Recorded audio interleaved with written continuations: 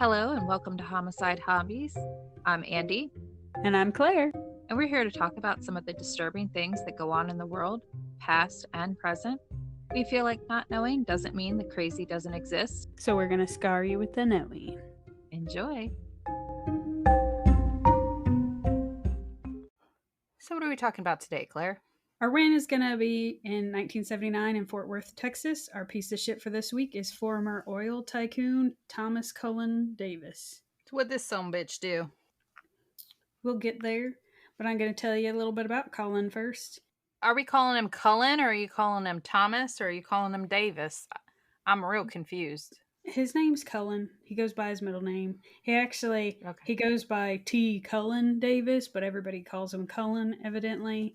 I did initially start it out as Thomas, but evidently he goes by his middle name.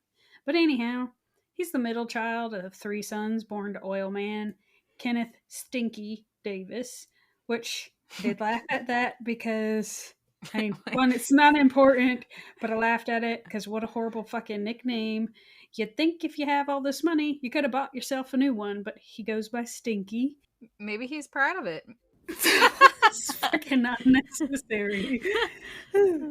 So anyway, his dad manufactured petroleum industry things, and he was a well-respected man who was also a Korean War veteran. That's just a little bit about Cullen's dad, because the apple will fall a great distance from the dang tree.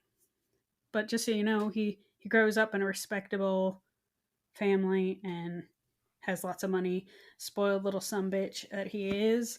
That the boys wouldn't get sent to camp. Again, this isn't relevant to the case. I just thought it was one of those tendencies, because their childhood, they didn't go to camp. His dad bought 50 acres on the side of a lake in Texas that they could go tear around on during the summers. Wow. Right. That was their own private camp, I guess. So just to give you an idea of Cullen and the silver spoon being so far shoved up his ass, he looks like he has a silver front tooth.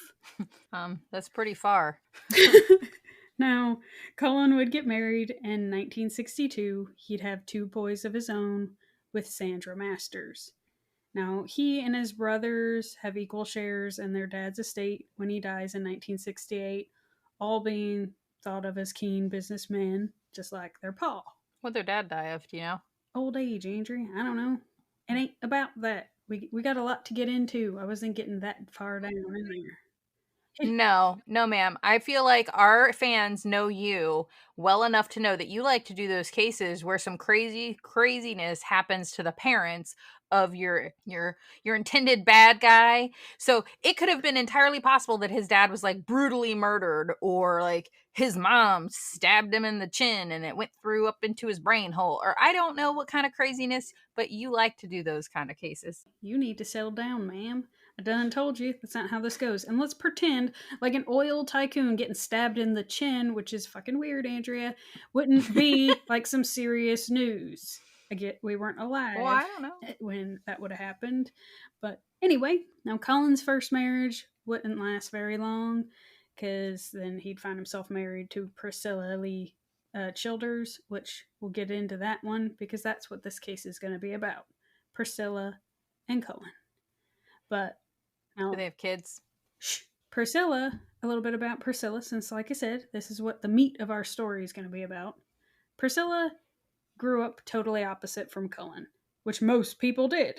But I was about to say, I didn't go to a 50-acre private summer camp. But does it count as going to a 50-acre summer camp if you just got turned loose in the backyard and used other people's property as your summer camp? Because if so, I totally did that. No, that's called trespassing. Anyway, Priscilla never knew her dad. She would say he forgot 2 things in life. One was to come home and the other was to send a check. So that was her pa. Now, she would claim that he was a geologist and a rodeo rider, which I did a little bit of a grimace, because are there frequently geologists that are also rodeo riders?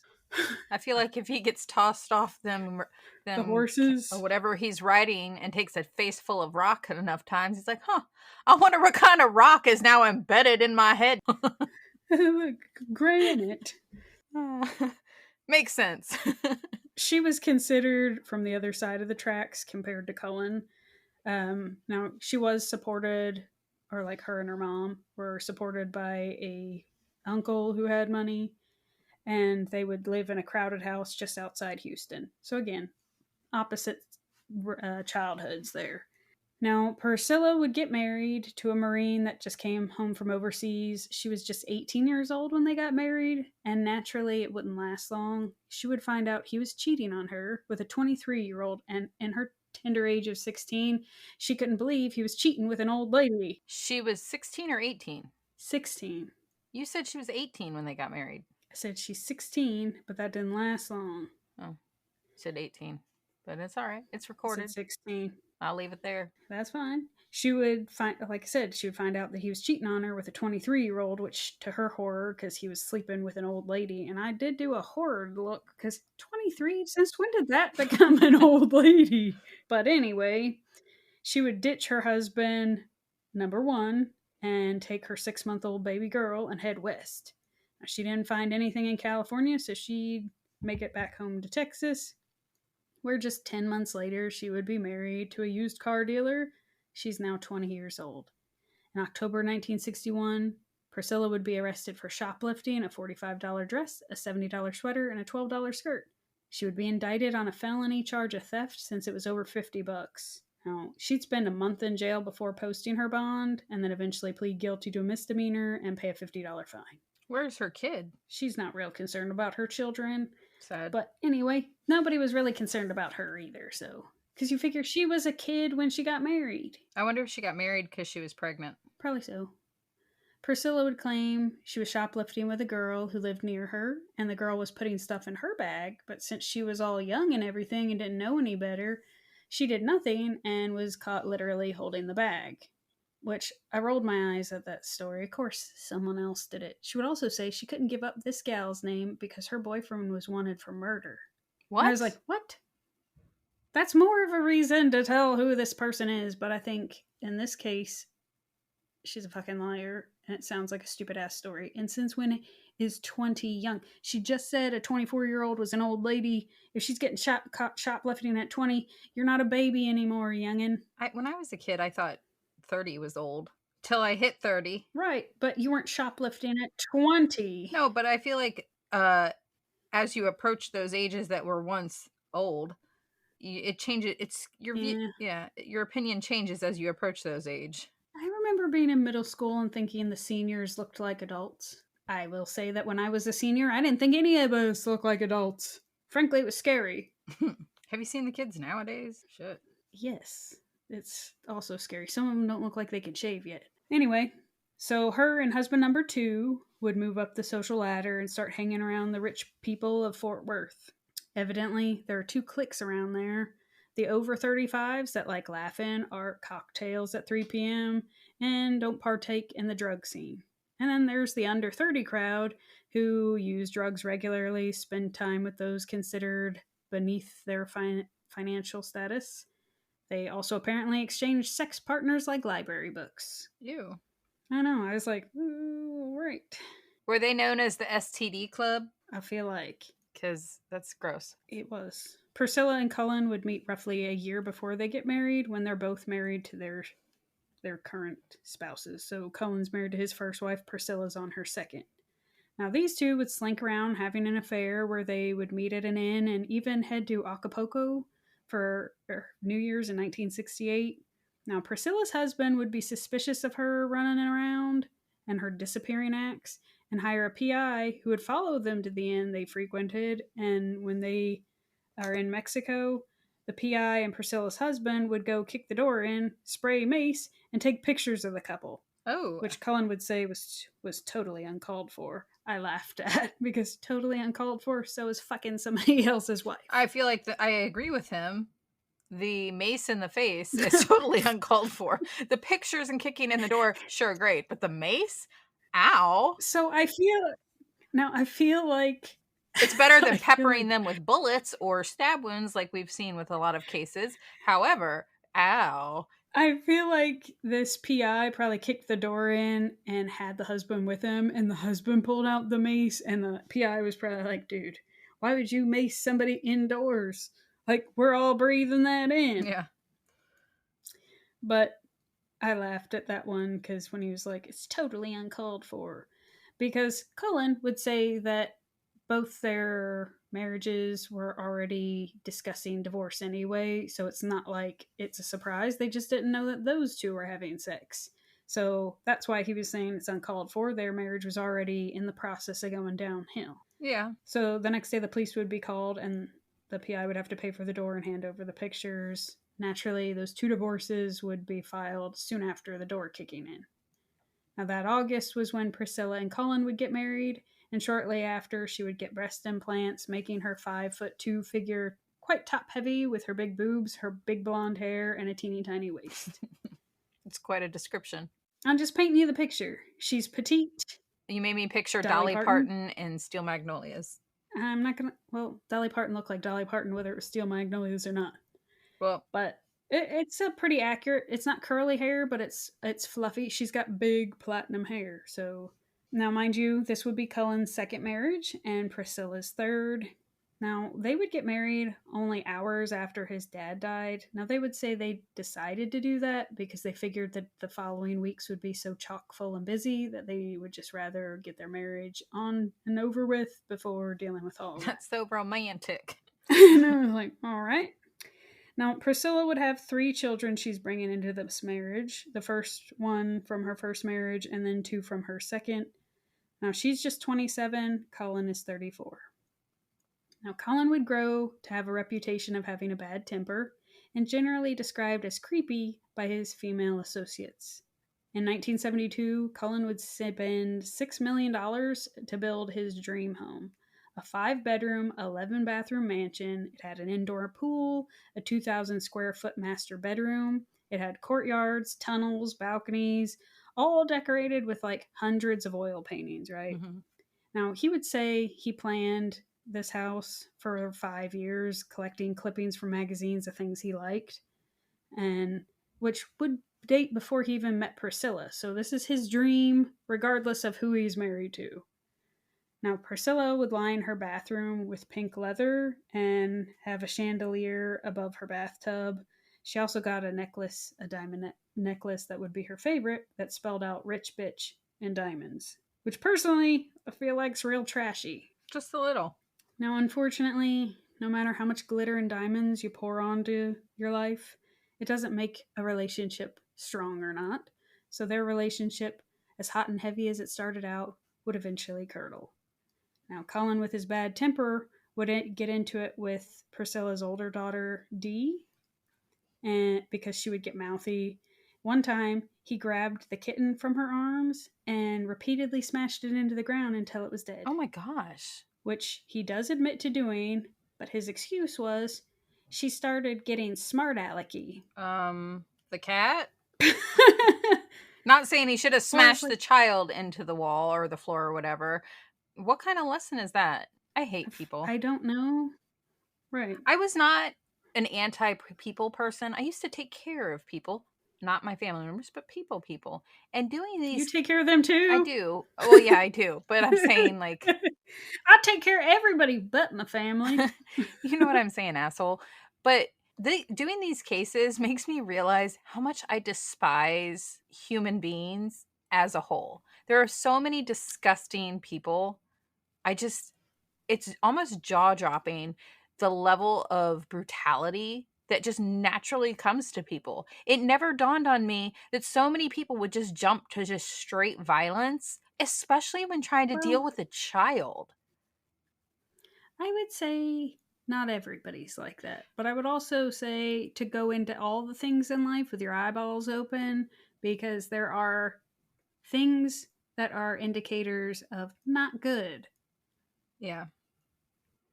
And I would say if you have a spouse that kills their puppy or kitten in front of a child, whether it's theirs or a stepchild, half child, whatever child, there's something wrong with that individual and you need to pack your shit and head off. Regardless of if it was like, no, I just threw that kitten in the ground. I didn't know it would kill it. I just thought it'd give it a permanent limp. Like, it's not okay. It's definitely not okay. It's not okay regardless of this gal's age, but she is 6 years, or she's like the oldest So I don't know what age she was when this happened, but she was old enough to remember it too. It's so messed up. Poor babies. Sorry, I didn't mean to get distracted there. No, you're fine. I was working on a case last night that involves assaults on children, and it got me all squeaky, and Jason had to hear me go on a tangent about, my opinion with people that hurt children. So hearing this, it's just, I realized he didn't hurt the child, but he adjacently hurt the child by hurting her cat. Anyway, sorry, continue. Now, when they would go out and about, Cullen would decide that another man was looking at his wife, and they probably were, because again, I've described what she looks like. She frequently got noticed, but she enjoyed being noticed. I find that most women that dress like that do want to be noticed. She would also say she dressed to her mood, so some days she might be scantily clad, some days she might be dressed in a pinafore. That it just, she dressed for herself, so if she wanted to feel like let it all hang out, she let it all hang out. And there's nothing wrong with that. Now, instead of saying something to the other man that Cullen would supposedly think was looking at her, he wouldn't say anything to him. He would just go home and beat his wife. Not saying she should change the way she's behaving in public, but if she's not going to leave the feller that seems to have a violent temper, I would definitely... So I initially thought the same thing, but then I was also taking into account we're in the 70s, and the whole spousal abusing thing is a different view that they had it on the 70s, and it was like a thing that happened. Yeah.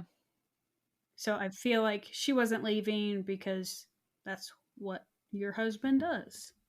Not saying that should ever been a thing, but there's just a different mentality at this point in time with being smacked. Now, Cullen would say he only ever hit Priscilla once, and it was because she lied about something, so he slapped her. And it was just that one time. Right. And he would claim that he also wasn't the jealous type, and that Priscilla always behaved when he was around. And I was like, what the fuck? What does that mean, behaved? I don't know. I was like, all right. Now, Priscilla would say that he did get physically abusive to her and also her oldest daughter, Dee, claiming that he broke her nose twice and her collarbone once and broke Dee's nose once. And I was like, why is he not in jail? Because she never said anything. They had to go to the doctor. But also, I need you to bear in mind that that's why I told you about how well respected his dad was in the state of Texas. This is an oil tycoon who probably pays off the things. So money will buy secrets and sweep things under the rug, and no one will ask questions. Is all I'm assuming is the way this is going on, because things happen differently when you've got a lot of money. And if you've got multi-million dollars of monies, I imagine no one says anything to you. Now, anyway, he would have a habit of either using his fists, or if he got Priscilla to the floor, he would kick her. Now, one time, she had a skiing accident that left her in crutches. He beat her with her own crutch. He's a real swell feller. Yeah, so it wasn't surprising that this would lead to divorce, being brought up several times in conversation, but it would finally come to a tipping point on Priscilla's 33rd birthday. Now, when she was getting all purdied up for her birthday, she would notice that her jewelry was all missing. So she'd call up Cullen to confront him about it. His response was that it's currently at his office where it'll be for a while. I feel like that was a ploy on his side of, if they're talking divorce, he's taking all her jewelry. Now, she would tell him that she's headed to his office, and if he doesn't give her jewelry back, she's going to tear that place apart. Now, he doesn't pause to see if she's bluffing, and by the time she gets down there, leaving her car in the middle of the street, probably door wide open, I would assume, if she's not going to park. But she goes walking in there, bumps into Cullen on the way up to his office. He has her jewelry. So he figured that she was going to be real hot. So he gives it back to her. But naturally, this ends in a confrontation that she's still hot. Priscilla marches down and files for divorce that day. Okay. I find it disgusting that was the tipping point. Dude, I did the same thing. I was like, so he can kill your daughter's cat in front of her. Beat the shit out of her you. Nose. Yours. Yours too. Beat you with your crutch. And the final tipping point is your jewelry? All right. It's because he took her rich bitch necklace. Anyway, so they would both begin dating other people openly. So now you can kind of see where this is going to take a tit for tat kind of mentality. Mm-hmm. A judge would give Priscilla the right to live in the mansion during the divorce and authorize spousal support, which had to be a special kind of burn since that was Cullen's dream home that he had planned prior to their marriage. So talk about an ouch. Couldn't happen to a better guy, though.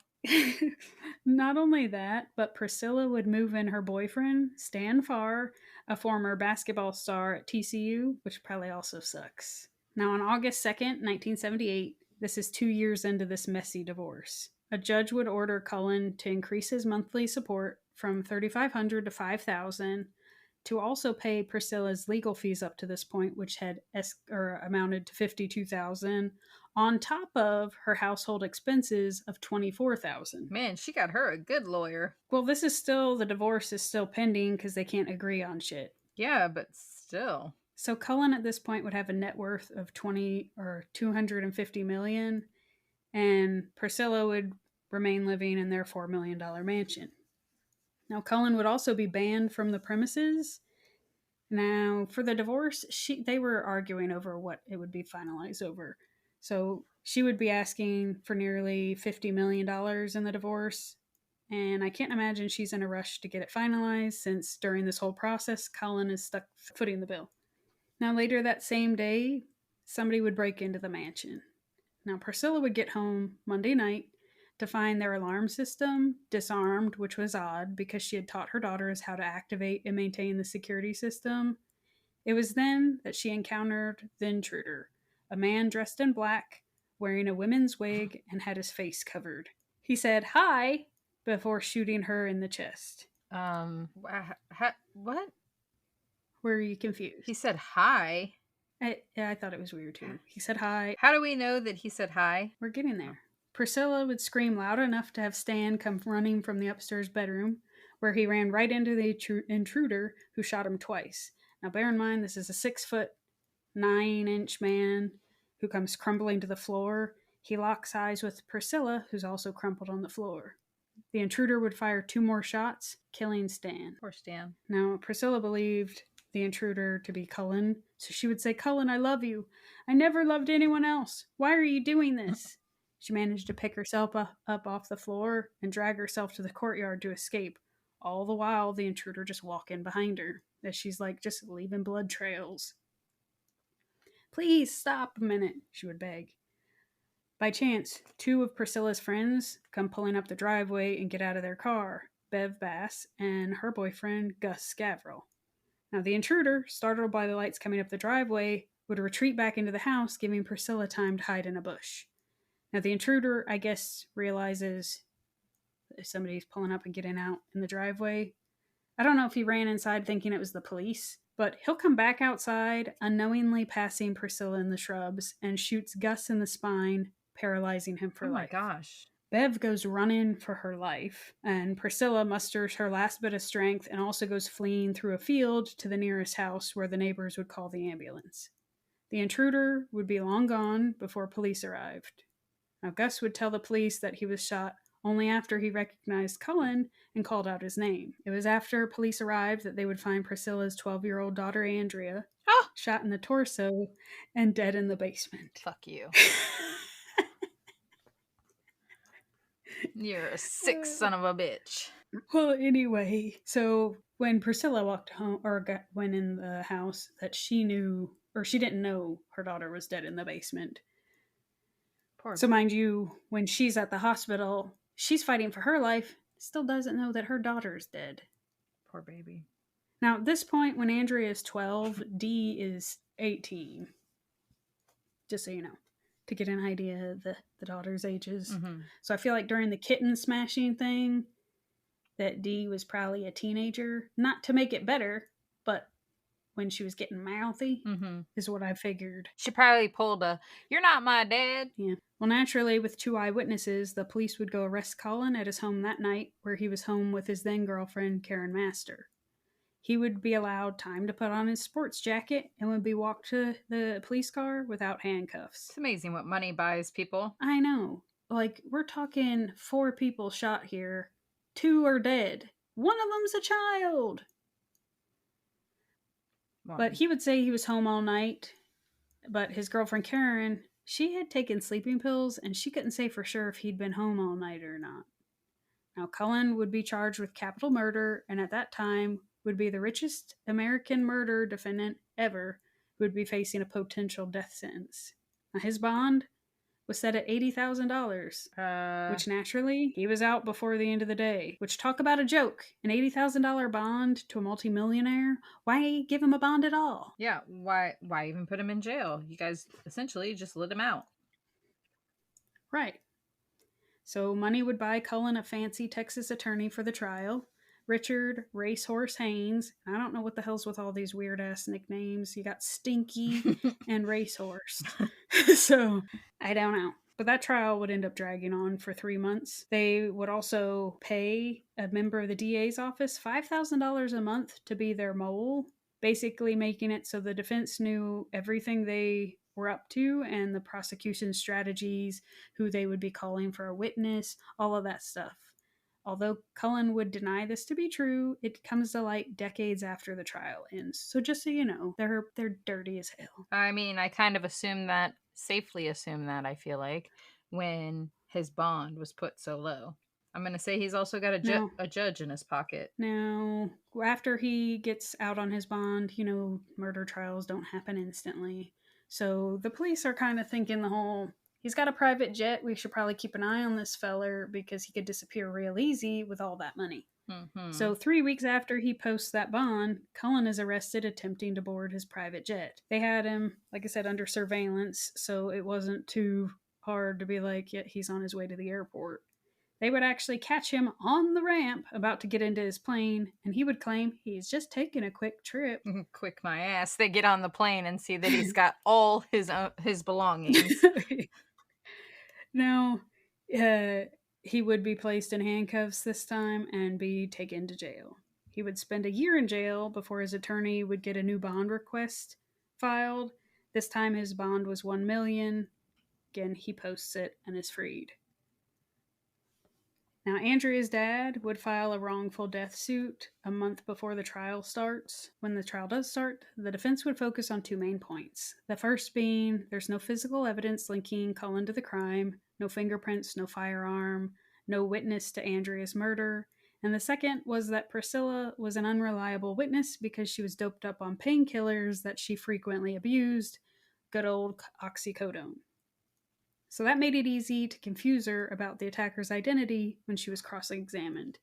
What? Now, they'd also have Dr. Robert Miller testify regarding Priscilla's confused state, as it was common for drug addicts or second worlders to get their facts confused. Now, when they said they called her a second worlder, I'd never heard that before. I was just about to ask. So evidently, it's when you have people who rub elbows with the elite, but also mingle with the lowlifes and the drug dealers, making it easy for the jury to think someone else could have wreaked havoc on Priscilla's life, since she dabbled in both sides. And if you hang out with lowlifes and live in a mansion, it's too easy to spark some sort of jealousy or whatever. Now, Racehorse would go after Priscilla's character and even go as far as to say that Priscilla was living her drug and sex orgy life with disreputable men and enticed her daughter Dee and her friends to engage in these acts with men twice their age. Now, not only that, but that's one reason why I told you about the shoplifting thing, because it's just like they're painting the picture of Priscilla's the piece of shit here that throwing mud at her hardcore to say that what occurred didn't have anything to do with Cullen. She lives a risky lifestyle and it's her own fault, everything that happens. It's disgusting. Now, Valerie would testify that one night 2 other men were naked in bed when the guy that Valerie was having sex with suggested they switch partners. Then he would crawl over to Priscilla and they would start having sex while the other 2 watched. So Priscilla's first partner was upset by this and dumped a drink on her, but those 2 just continued having sex, which I was like, all right. I think that's weird. There's a lot weird with all of that, but whatever. Right. So Priscilla's character would continue to be attacked regarding her drug use, her sex life, that she pretty much slept with everyone up to and including the DA. What? Her excessive... Did she This really? is all, I don't know. Her excessive spending and her reputation around Fort Worth, even some scantily clad pictures she took for the Colonial Annual Golf Tournament, which supposedly got a ton of publicity. I tried to find that picture because I was like, Of course you the did. hell do you need to be scantily clad? What do you need to be scantily clad for a golf tournament? It doesn't seem related at all. No. She plays with a different kind of golf. I don't play with them kind of balls. Anyway, maybe she played 18 holes. Ew. They would also fixate on the kind of men she would allow into the house and plant the seeds of doubt in the jury's head that, again, if she's got all these drug-addicted fools coming in and out doing orgies and having sex with her adult child's friends and all that, it could have been anybody who did it that was upset. So the defense would even say that it could have been Stan who's the target, since he worked in bars and nightclubs and allegedly knew drug dealers. And like I said, this trial would drag on 13 weeks, in which Priscilla became the villain and somehow Andrea's death was lost in it all. It would take just 5 hours for the jury to deliberate. The prosecutor would say they were outbought and outthought. Cullen would be acquitted, which certainly doesn't mean he's innocent, but that the jury felt that there was enough reasonable doubt. The jurors also couldn't wrap their minds around the idea that someone with so much money would do that and risk all of his life. Now, I personally, if I was a juror, I wouldn't have struggled with that, because I think this was a bitter man who didn't want to share his money and wanted his house back, his castle. Regardless of the fact that he could rebuild, probably bigger, better, or identical, he didn't want a replacement. He wanted that one because that was his. And he was losing when, let's face it, he probably never heard the word no. Yeah. But Cullen would walk free of the charge of capital murder, but he would still be going through divorce proceedings with Priscilla, who still wanted her $50 million. Naturally, Cullen wasn't keen on the idea of coughing up that kind of money. Tell me he goes for it again. 9 months after that acquittal, Cullen's friend David McCrory would go to the FBI claiming that Cullen had asked him to find a hitman to kill 15 people. What? Including Priscilla and the presiding judge over their divorce, which I laughed at because this man is so bitter. He really is. He's even got he's got a girlfriend who, why, has stuck by him during all of this mess. But it's the money. The FBI was like, here's a thought. Let's keep him talking, but let's do some recording to get these conversations entered as evidence. So they would collect a total of 4 recorded conversations. Cullen would talk about wanting not only Priscilla dead, but the judge that finalized, or that's going to be proceeding over their divorce. The FBI would even stage the judge's murder and go as far as to take a picture of the judge's crumpled up body in the trunk of a car, smearing his t-shirt with ketchup. That judge really wanted him in jail. When the FBI approached him and was like, "Hey, so do you mind laying in this here trunk?" I would have been like, "I'm sorry, what?" I mean, granted, I realize that's better than actually being stuffed in a trunk and murdered. Right. I feel like he was willing to participate because if he finds out that some feller with millions of dollars is trying to find somebody to kill him, he'd pretty much go along with any plan that'll put this feller in jail. Yeah. Now, naturally, this would lead to a sting operation where David would show the picture to Cullen saying, "I got Judge Edison killed for you." "Good," Cullen would say. "I'll get the rest of them dead for you. You want a bunch of people dead, right?" And Cullen would reply, "All right," and pass David $25,000 in cash, and then they would part ways. So if you haven't guessed yet, Cullen would be arrested and charged with solicitation of capital murder. Now, Cullen would hire Racehorse again, since he did a crack job on the first trial. They would cook up a defense that some FBI guy had called him, some dude named James Acree, said that David McCrory and Priscilla, as well as others, were trying to extort him for money, and they needed help to prove it. As for that $25,000, oh yeah, that was money David had asked him to hold on to, so he's just giving it back. Right. To which I was like, what? Now, just so you know, the FBI doesn't have anyone in their staff with that name. Sorry. So I was like, ay. Now, the jury was perplexed, and after 6 days of deliberations, the jurors were locked, rendering the case a mistrial. Now, prosecutors went to work on a new trial, and Racehorse would brush up on his charm. Now, basically, the words on the tapes did not constitute solicitation for murder, is what the defense would say on that. Because they were saying this is just a man venting that he wanted this person dead, he wanted that person dead. He's just, that's why it didn't count. Right. And then if he's going to go with that $25,000, that wasn't a payment for anything. Mm-hmm. Now, on that same thought of no evidence, Cullen's fingerprints were not found on the money that he gave David, so they would lean towards the same defense as the strategy was with Andrea's murder trial and go with there's no physical evidence. So no fingerprints on the money, the gun, or even the fake picture of the dead judge. Now, that fake picture, the FBI had dusted with this fluorescent powder before sending it with David for the payoff meeting. Now, the powder should have collected into the ridges of Cullen's fingernails and like the ridges and everything. Unfortunately, though, a Fort Worth police officer was doing routine fingerprinting after his arrest and would have Cullen wash his hands. Oh. So I was like, ugh. Now, Cullen would testify for his defense and say that he did not solicit the murder of Priscilla or the judge, but instead it was a plot designed by Priscilla to frame him. He was just playing along the whole time with the conversation, waiting for David to admit that Priscilla was behind it to use against her in the divorce proceedings. Now, the defense would also claim that the video that the FBI had of Cullen being handed an envelope by David and the picture of him holding the dead judge picture thing, but rather that he was handed the cassettes from their previous conversations. So when he said good, that he was talking about something else, not the dead judge. He would also claim that he wasn't shown a picture of a dead judge. And since the video doesn't show what he's looking at, again, leaving room for doubt. Now, people would have mixed opinions on which was true. The first theory was that Priscilla had framed Cullen with the assistance of David and their mutual friend, Pat Burleson. Now, Priscilla and Pat had a series of meetings before Cullen was arrested, and so had David and Pat, making it seem possible for a conspiracy. Now, both David and Priscilla would say they hadn't seen each other in over a year, and just because they both knew Pat didn't mean they were conspiring. Now, Pat would say that he had met with Priscilla several times because she was trying to plan her security for the upcoming divorce trial. Now, the court had removed the order that required Cullen to pay for Priscilla's bodyguards, and Pat was a karate expert, that he was going to take the job himself. They were just coordinating when he needed to be where.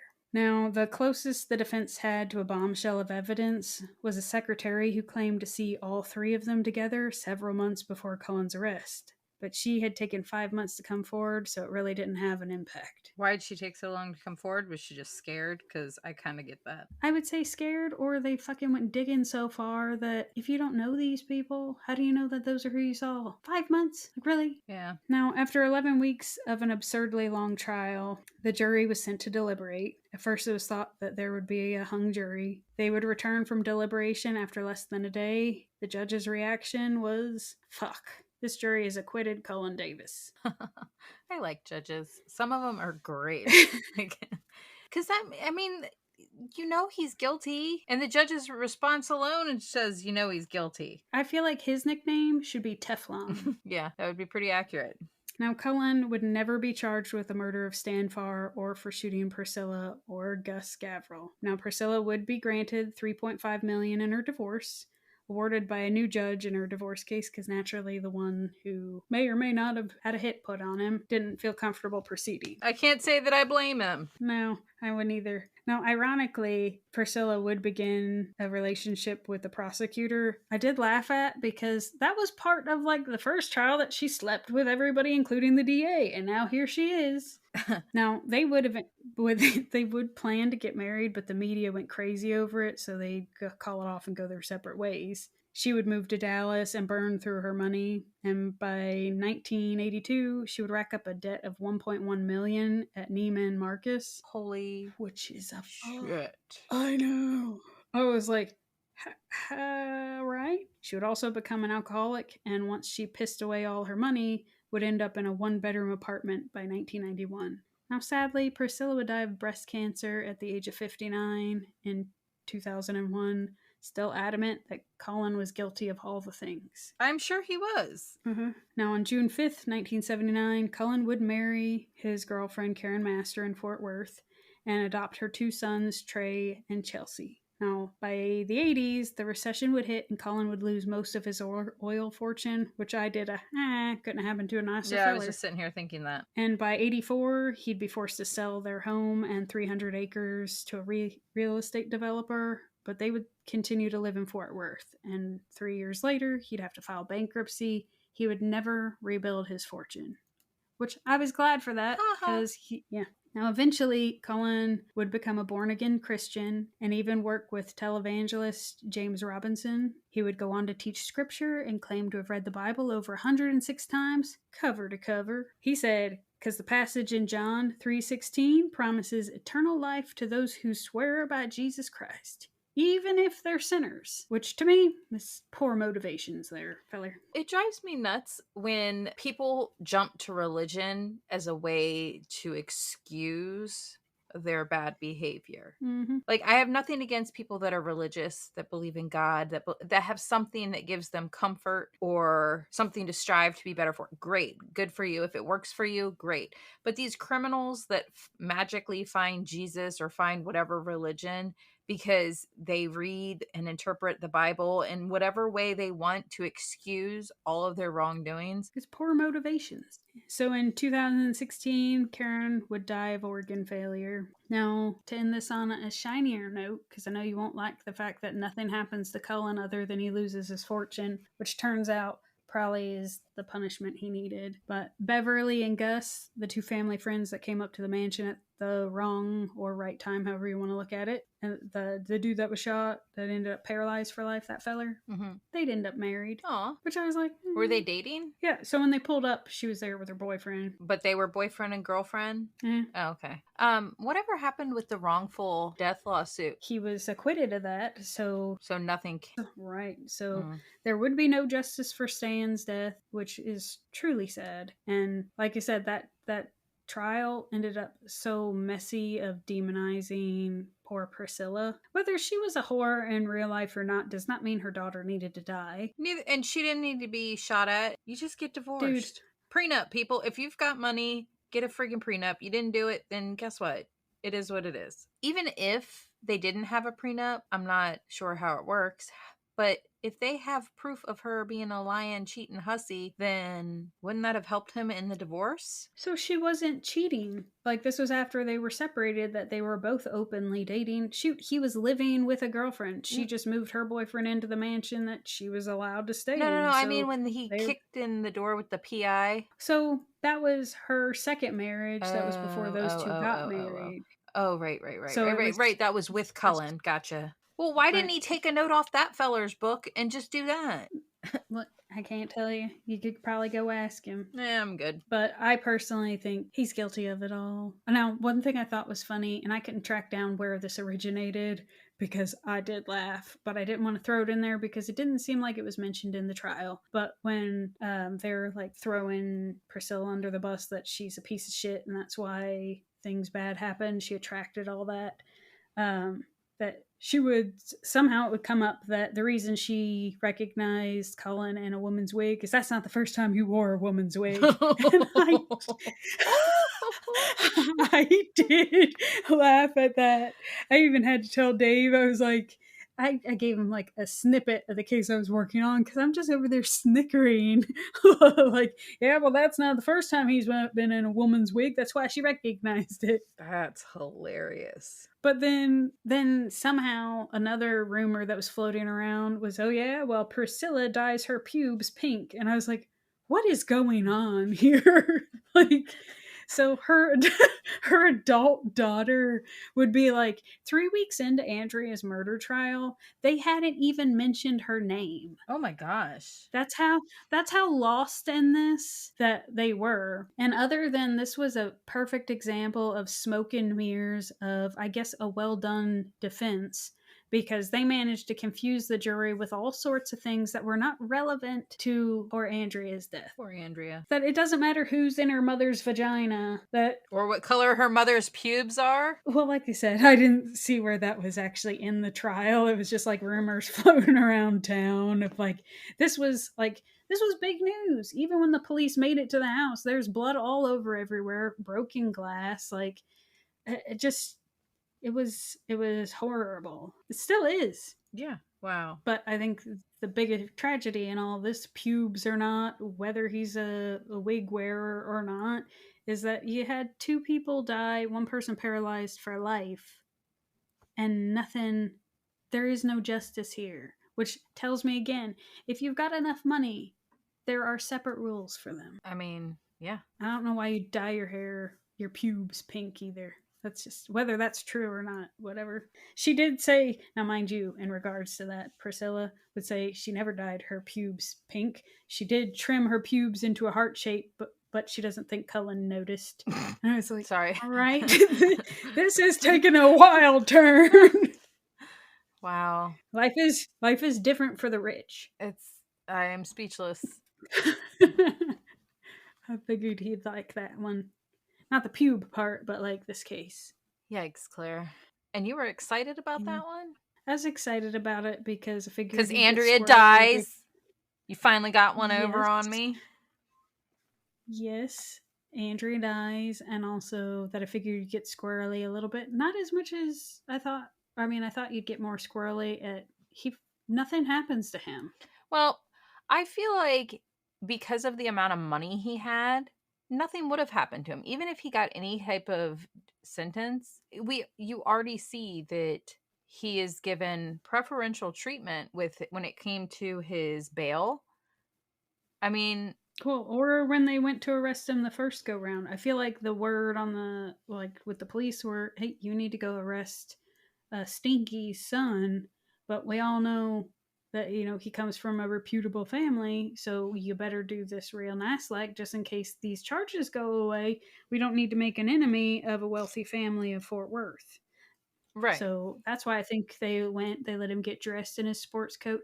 I've got a picture of him being like in the back of the cop car, and he looks like, so it's not the same as if anyone else would have gotten arrested for capital murder. Right. But I feel like even if something did stick, I don't feel like he would have gotten any real... Yeah. I think the worst thing that could have happened to him was what did, which was him lose his fortune.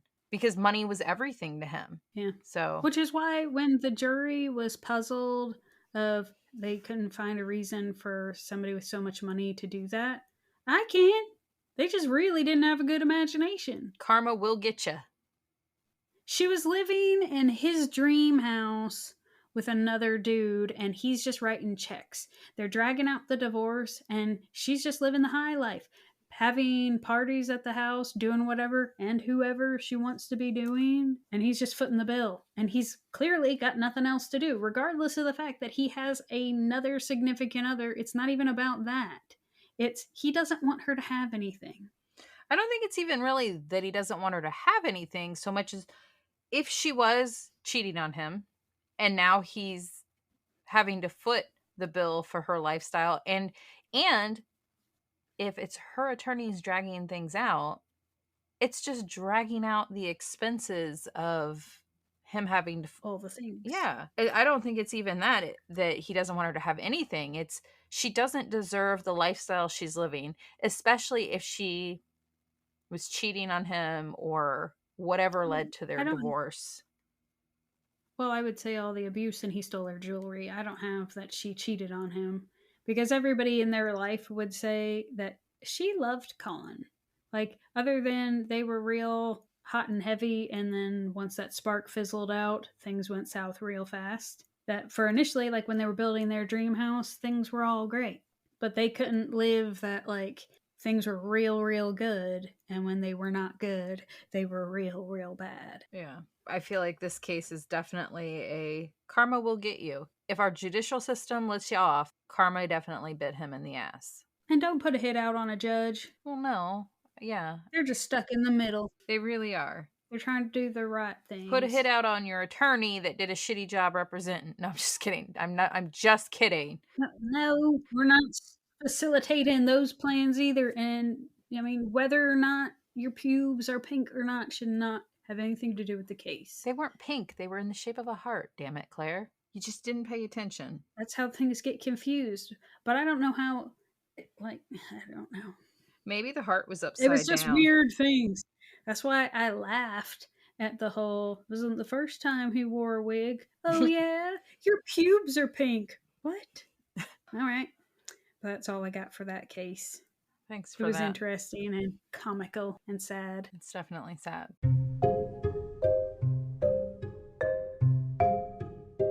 We hope you enjoyed today's episode of Homicide Hobbies. If we made you laugh, if we made you cry, or if we mindfucked you for the day, then we thank you for listening. Please write a review on whatever you're listening to us on. Tell your friends, tell your family, tell your coworkers. We're freaking awesome. And join us next week for another episode of Homicide Hobbies. I'm Andy. And I'm Claire. That's all we've got.